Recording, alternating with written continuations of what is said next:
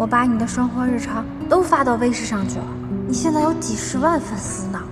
你们看，这是我专门为他做的菜。我说等他吃了之后，我们俩是不是就在一起啦？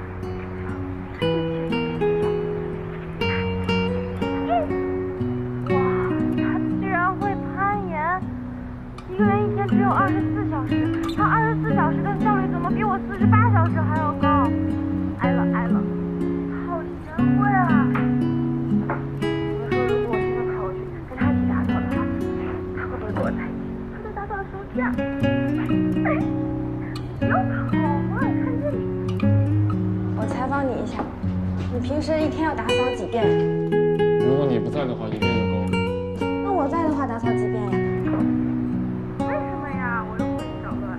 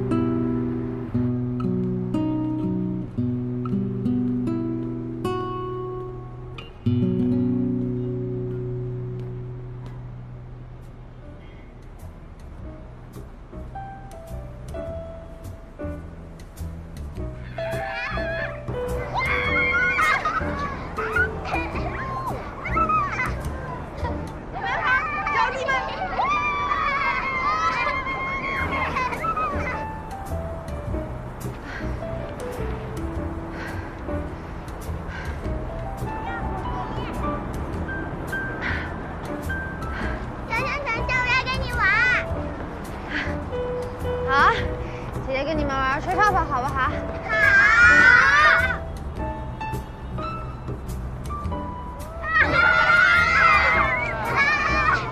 还是这么没心没肺，伤心不会超过1天。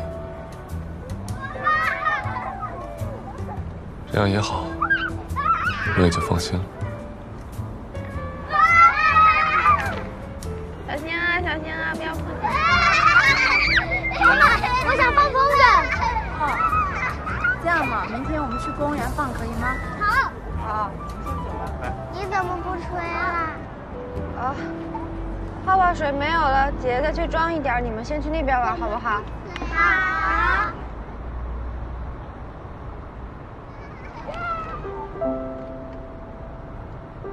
不是你倒是放啊！你等风来然后放，3、2。